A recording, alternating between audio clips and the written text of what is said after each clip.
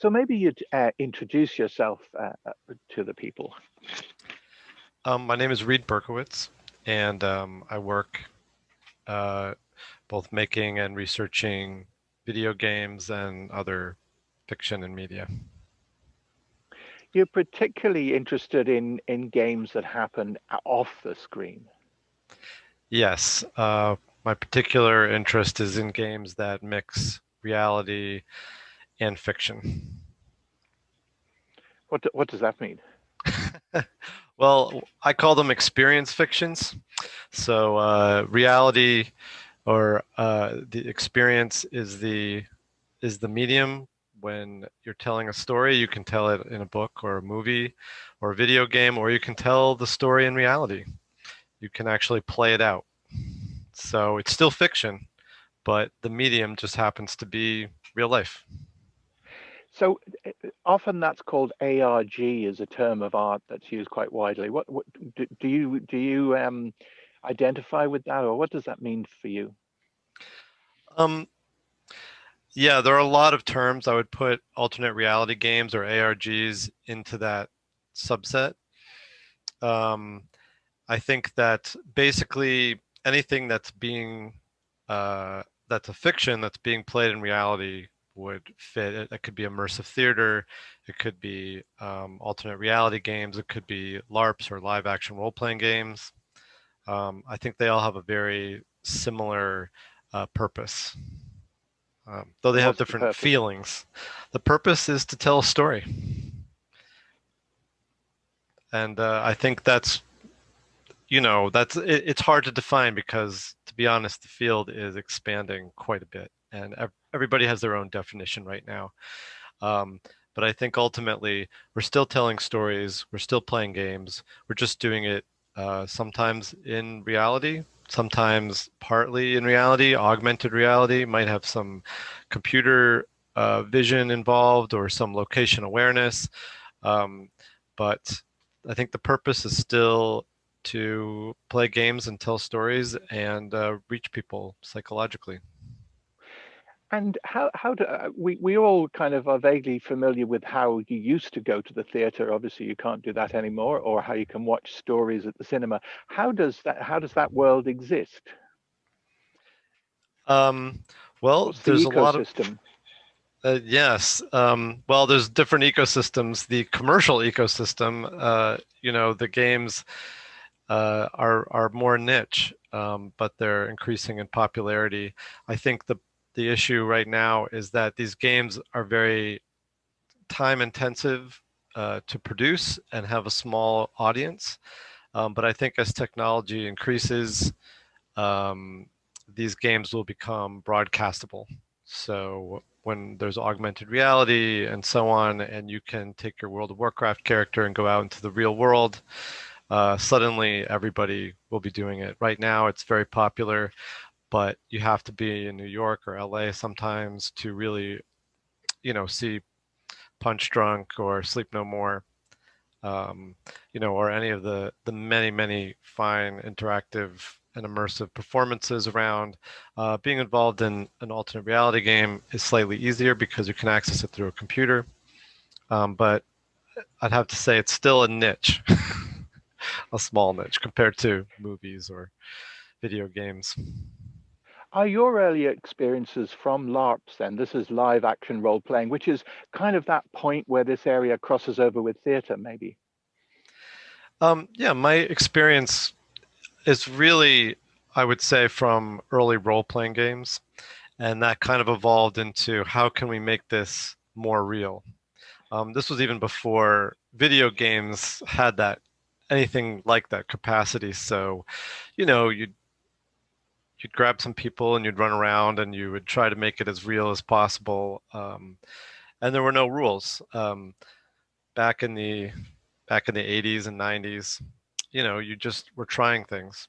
So, but it all came out of that attempt to make the fictions come alive in a literal way, while still, of course, understanding that they are fictions.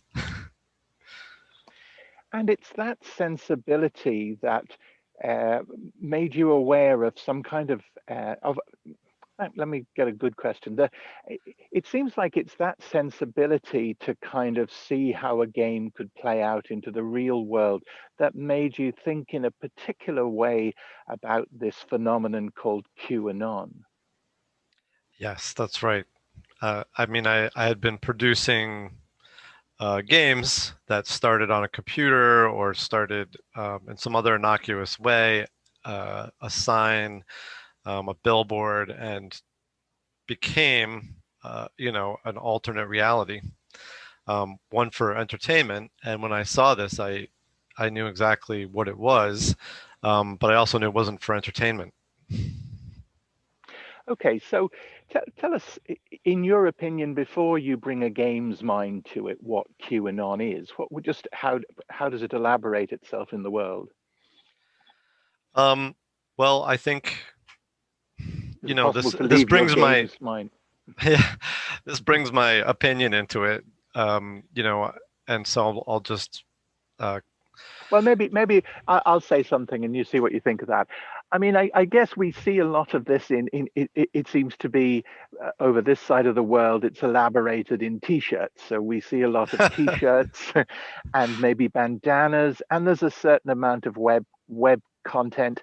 And now recently, the surprise move was somebody was elected to Congress who was an adherent, I think a believer in QAnon. It's more a belief than a political party. But so it seems that this phenomenon uh, is related to conspiracy theories, but it also is a political agenda. It's a very confusing new kind of hybrid of experience that a lot of the ways we think about politics and even conspiracies aren't particularly adept at analyzing. yes, it's an incredibly broad tent. It has a lot of different um, vectors to entry into the QAnon world, and that's definitely on purpose. I mean, I think that it's hard to understand from the outside, but there are QAnon adherents who are actively recruiting in different ways to different populations. So they may be talking to militias in one way, but talking to housewives on TikTok in a totally different way, talking on Instagram to kids in a different way. So they're bringing in as many people from as many different available vectors as possible. So the end result is a very, very loose group of people, but they do share certain interests. And I think that's how they self-identify as Q for one. So that's a big one. And what was the mechanism that, or what was the facet that alerted to you that there was a game quality to all of this? um, right from the original drops, the Whoa, whoa, whoa, uh, whoa! Drops. uh, Q started on an image board called 4chan, and it originally began. There was several of these characters. There was QAnon, but there was also FBI anon, CIA anon. So it was kind of a workshop thing, and the general concept of the game is that this person would be dropping clues to you from some intel source that only they possessed.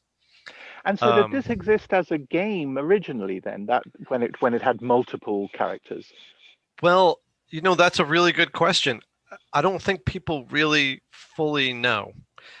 There's a lot of theories about it. There's, almost as many theories about it.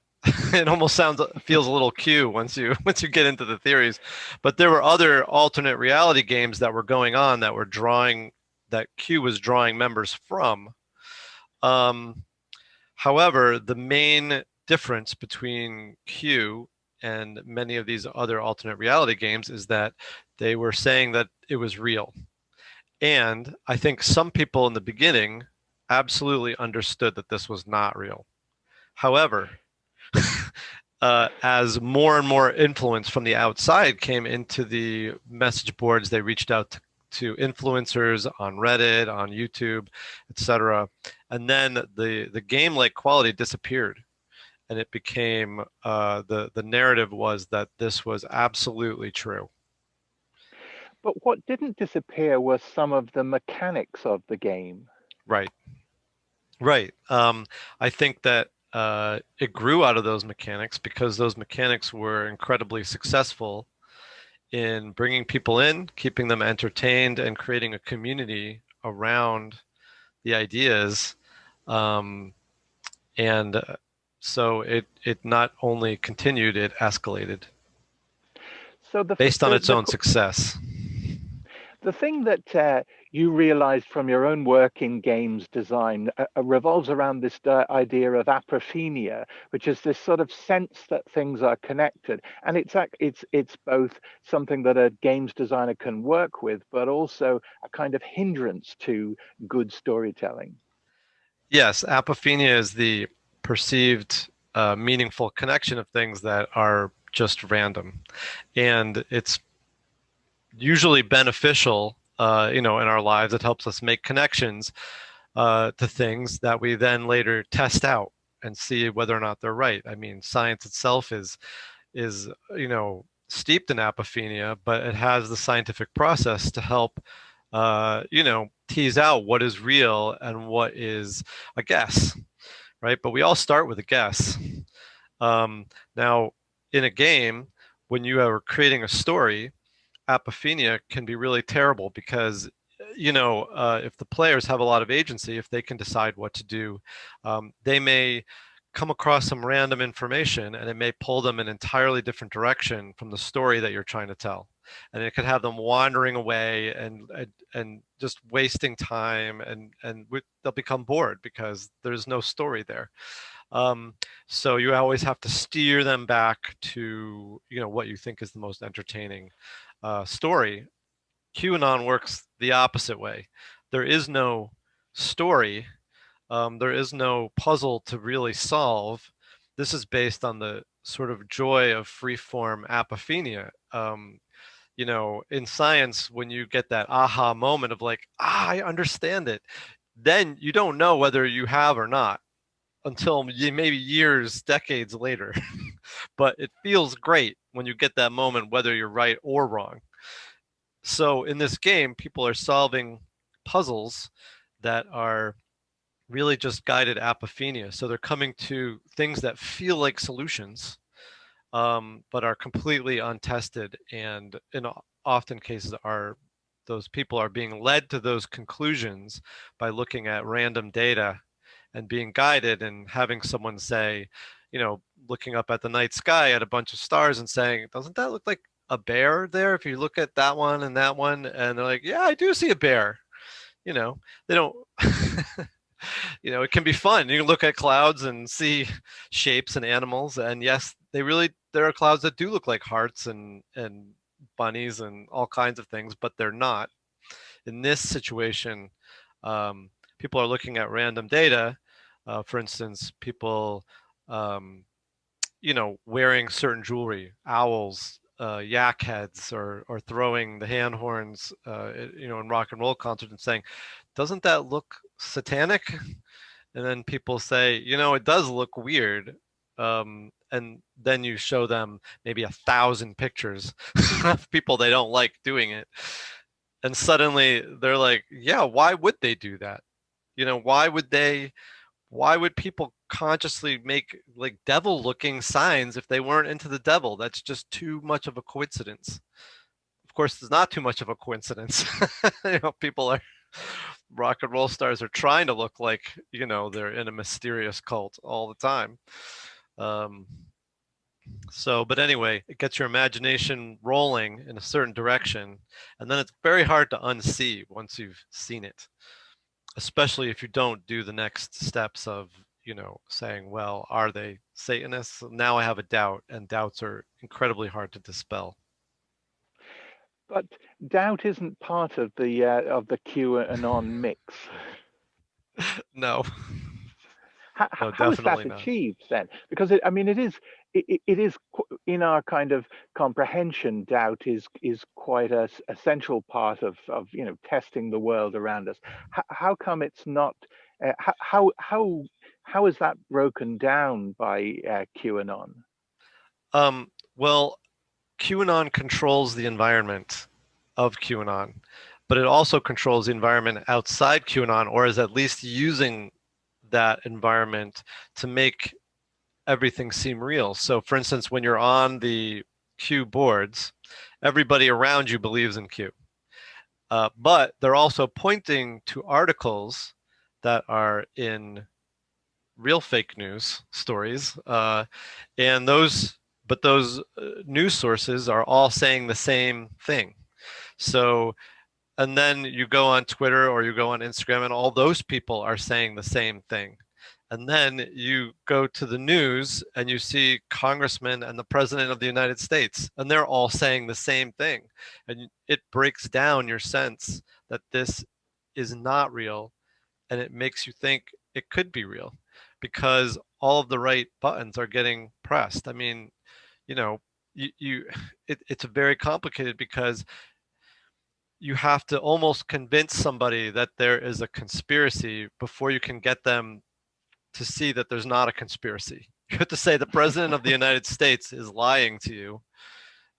You have to say that there are networks of hundreds of thousands of fake news organs that are publishing millions of tweets and posts that are unreal. Um, in order for a person to say, okay, I see now this conspiracy theory is not real. And that's ridiculous. It's quite the kind of paradoxical reaction I had when I read your piece about QAnon, because I definitely got that eureka feeling about your article. Ah, yes, this is how all these strange pieces fit together. That makes sense. Now I see. Right. And you would, basically, uh, it's the same process, right? The only difference is, are you right or are you wrong? And do you have, for instance, I'm not anonymous. I'm here. I'm taking in information. I'm changing my mind.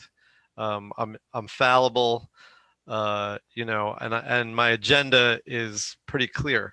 So, it helps you to make up your own mind. And I even point out in the article that much of the article could be apophenia. It's possible. I'm a researcher and I have a certain amount of knowledge that I'm applying to it, and I'm open about what that is specifically, but that doesn't mean that I'm right or partially wrong, or anybody who's tackling something really difficult is going to jump to some wrong conclusions of eventually. Science is built on failing to success. Right? But at the same time, if what you walk away with is a healthy dose of skepticism, that's good too. We certainly need that. I think we can hold something in our mind and still be skeptical about it, but apply it sparingly and see if it's fitting the model of reality that we see in front of us. One of the most recent events, the storming of the Capitol, some people referred to it as a cosplay coup. And when I was reading your article in relation to that, it did seem to provide some kind of connection with that, in that there was this certain kind of costume drama feel to what was happening there that had a kind of irreality to it. It didn't feel like the dirty war films that we're used to. It was some kind of theatrical pageantry. Yes, there was an element of LARPing to it, of people literally dressed in costumes with horns on their head. And those are the QAnon people. I'll just, as you Yeah, mentioned before, this is the group at the Capitol was a very broad group. There were all kinds of different spectrum of people there. It wasn't all, just QAnoners, although they were heavily present and very visible. Again, because of this sense of drama that comes with fictional narratives. They wanted to be seen, they wanted to be in this moment in history. It was an event. It was an event to them, not an insurrection, a revolution, maybe, but also it was a plot point.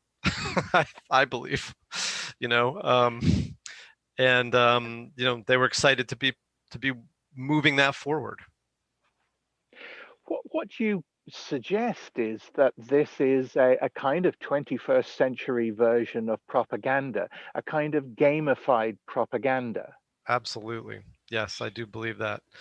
I believe that this is, whether it's an official organ of a propaganda group, or whether it's a group hijacking the official narrative that is being spread in the United States and other countries. It absolutely functions as as propaganda. The one thing that you can say about Q is, I mean, if we assume that people are basically competent, then you can judge the purposes of Q by its effects, and it is radicalizing people in a very specific narrative. Even though the conspiracy theories change moment to moment, the idea is still about distrusting the media. It's still about distrusting science. It's building an alternate world of alternate facts that they can control and manipulate, so that any problem can be blamed on any fictional plot point in the Q universe that they have literally created, um, and point a bunch of very motivated, radicalized people at any issue that they feel needs chaos. And as you suggest, it Super has a dangerous. way. Sorry. Yeah, yeah.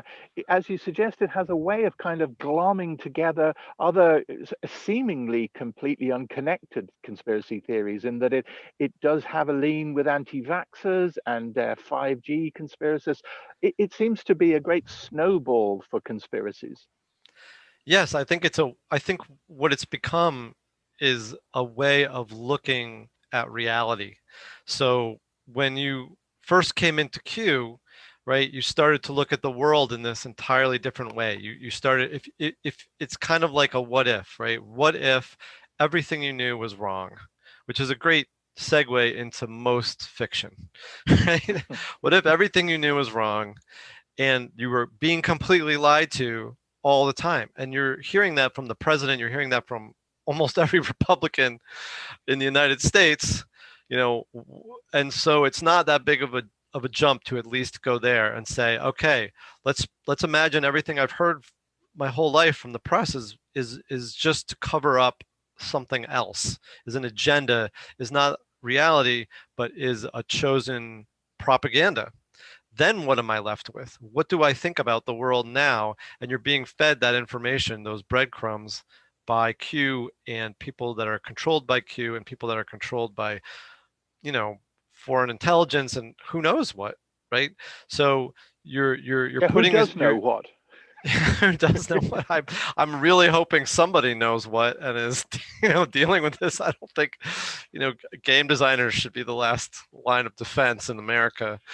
Well, Um, maybe you are the first line of defense in a game war. So that was season one, the first Trump, the first Trump presidency. Uh, how would you see season two playing out for QAnon, the game? well, I don't want to give them any free consulting here, so I feel I like shouldn't be laughing though. maybe It's funny that I mean, I, there's this I ludicrous quality. I mean there's ways to pivot this now that Trump is going to be in a different situation and so on. But basically, when you're creating an alternate reality game, you create a structure and a purpose for it, but it's all improv once it starts. Once the people take control of the game and start interacting, every day is a reaction. Um, and so they could go any different way. I mean, they could just, if it blows itself out, they could close it down and move on to something else, but it will still be the same stories. I mean, a lot of people especially outside the US don't realize that these QAnon stories and conspiracy theories came from other places before QAnon. So they were just, Alex Jones and InfoWars was talking about magical satanic goblins and pedophiles and human trafficking and all that stuff before QAnon, Pizzagate, and then QAnon came on and scooped all that stuff up and kept rolling with it, and then Alex Jones fed QAnon, and now Alex Jones is mad at QAnon. It's like, so they could just fold it and move on to the next thing, but it will still be some type of media propaganda psyops, basically. However, the QAnon has a amazing potential to adapt, and I don't think anyone saw that it was going to be this big of a problem with people literally, storming the Capitol when it Well, started. But there it is. as a games designer, say you were the antagonist here, what do you do to fight with it, to negate its power, or to yeah, to take its power away in some way? That's a great question. And I think that, I've definitely been asked this, can you create an anti-Q game? For instance, a game that battles Q. My instinct right now is that, Q is running off of real problems in the United States that aren't games. So I think that the solution to, a game that captivates people is probably, um, more like something along the lines of increased community and interpersonal relationships and genuine experiences in the real world, and leaving this internal space where anything can happen. I think that in other words, you can't. My background is in science, so human ecology. So when I hear about global warming, I don't distrust the people that I'm hearing it from. I know them. They're maybe colleagues or friends. I certainly have a background to understand why they're making the arguments that they are. If you don't, have any contact with scientists, you can project whatever you want on them. They're greedy bastards who just want money, and they want to, or it's a Chinese hoax to slow our production. Um, and so I think it's exposure. You need to, I don't know, go to a bar and hang out with Democrats and black people and Jews and scientists and rock stars, whoever you're, so distanced from that you can project that they're, magical pedophiles bent on taking over the earth, right? Most people aren't friends with a lot of high-ranking Democratic politicians, so it's easy. But people need real experiences. They need to be part of loving, caring communities. I think we've got a real problem with isolation in the United States. That's great. That's a very nice place to kind of go with that conversation. I think it's a good answer. I mean, I wonder though, is there a positive game? I Like think that, there is a but serious game here somewhere. I think that, in many ways, maybe because I work in video games, I think all video games are positive. I mean, I think that QAnon is the opposite of most games. I mean, most games, they help kids build their inner worlds and their egos and meet friends and have communities, especially in COVID. You've seen a huge rise of this. I've written about it. Yeah, people need video games, and games are a social, valuable tool for helping build positive, egos and keeping our psychology alive. So in some ways, you know, every other game is an antidote to Q. It's just that this is the first negative game that's come out. I mean, people used to say, "Oh, all games were negative," but in reality, we were finding that it's just the opposite.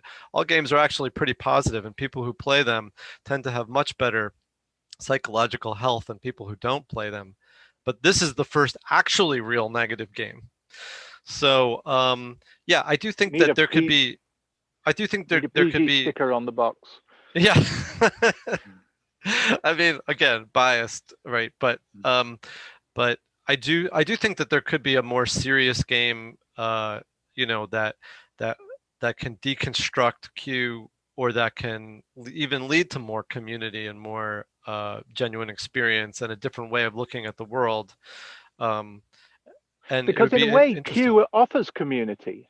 Like that. Q That's one of offers a its. Yes, Q offers a great community. It's fake. though. I mean, I think that the people that are But is it running fake? Q, They all gathered together to storm the Capitol. There they were physically in conjunction with each other. It wasn't even just a virtual community. no, that's true, but that community was manufactured and was constructed by marketing companies. There are people in this stop the steal, propaganda operating in the United States. And they are scooping together as many people they can get. And of course, they're going to include the QAnons, but they're going to include everybody else. This community is, it's real, but it's also manufactured around a goal, around a propaganda. So it's not an organic community, it's a paid for community, in my opinion. But is it a kind of like a broadcasting organization then that different you suggest PR companies, but marketeers, lobbyists of different sorts can kind of use the machine, presumably buy the machine or buy into time on the machine as they might on network television? Yeah, I don't know. I don't know what the mechanism behind this is. I don't know who gets to, say what. But I also think that it's kind of a soft community as well. So you can inject your own thoughts into the community, right? You can't control the Q drops, but a lot of the conspiracy theories that came from Q really didn't come from the canonical Q drops. They came from the community at large that posited,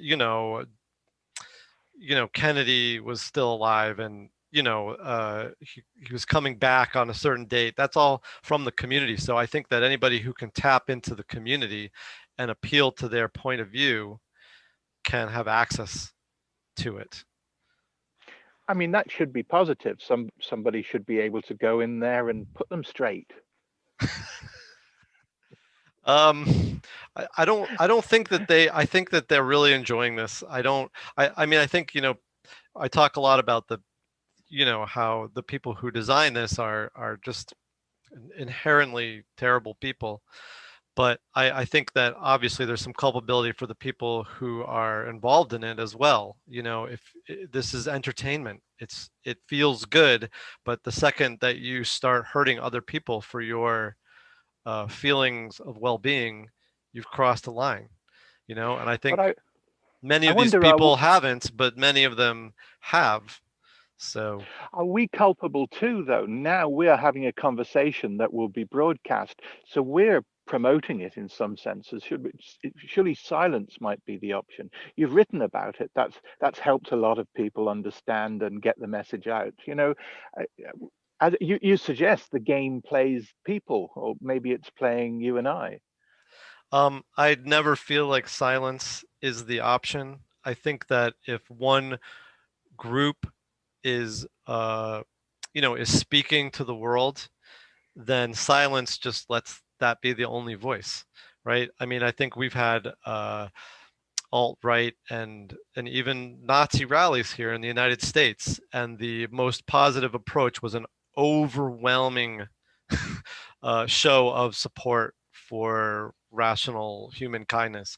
And those rallies were often canceled or moved. Hundreds of them disappeared because people came out in force to support their beliefs. Freedom of speech works both ways, but you've got to use it. And I think to just say, oh, well, this spreads through attention. Yes, it does, but it also dies from attention too. So I think that everybody needs to talk about it. Everybody needs to understand it, and everybody needs to um, care about it. Right. Brilliant, brilliant. Thank you. That's really excellent. I mean, my program is quite short. There's so much there. We've probably got 20, 30 minutes there, have we? At least. Yeah, about a half an hour Yeah. Okay. I if mean, this recording that's a- works. that's absolutely fantastic for me. I wonder, was there anything that I didn't touch upon that you think is important to kind of cover? Um, I'd say that if you're a person that is discovering QAnon for the first time and you find it interesting, just be really careful.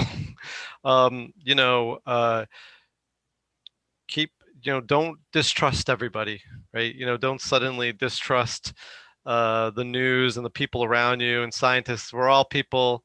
We're all just trying to do our jobs, you know, and stay connected to people. And if you have friends that are in QAnon or that are starting down this path, keep them close to you. And I would say, even more importantly than arguing with them about their beliefs, just just keep them close.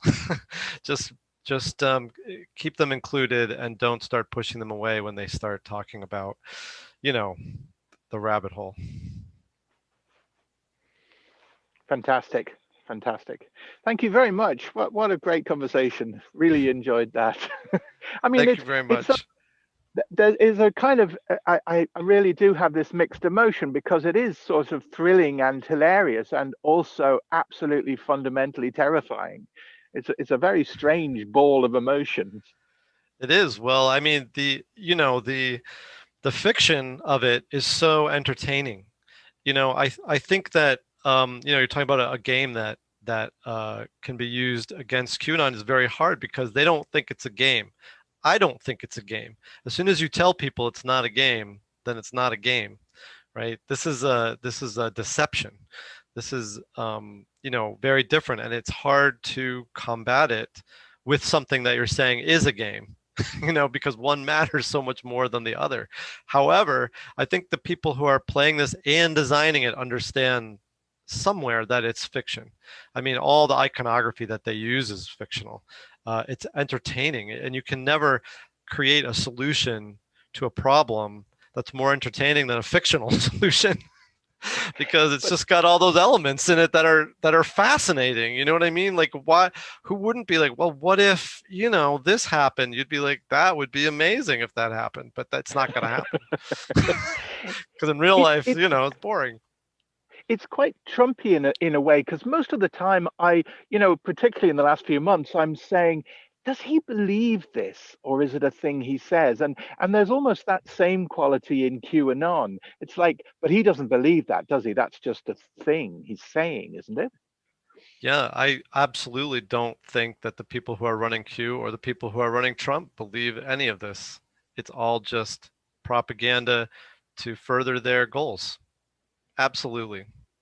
And you can tell they don't believe it because it's not true. It's Oh, patently that not wouldn't be true. it. That wouldn't be And they're it. proved that it's not true over and over again. And then they move on to the next, but they're already, you know, they're already running. They're already on the What I next level. I'm so old fashioned. What I really want is a cross examination where there is a penalty for lying, like perjury is such an important crime now. We need to have this in a court of law where actually telling a lie will see you in jail. It sounds very reactionary of me, but I do feel like the legal system has redress for this kind of thing.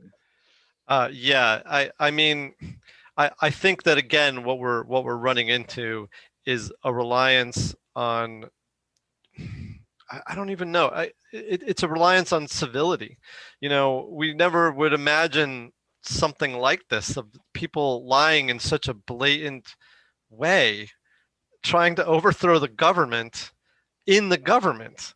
You know, it just wasn't a thing until now. Every time Trump did something, everybody would be like, "Well, that's got to be illegal," and I'm like, "No, it's just a precedent. It's just, you know, convention." And you're like, "Really? Yeah. That's a convention?"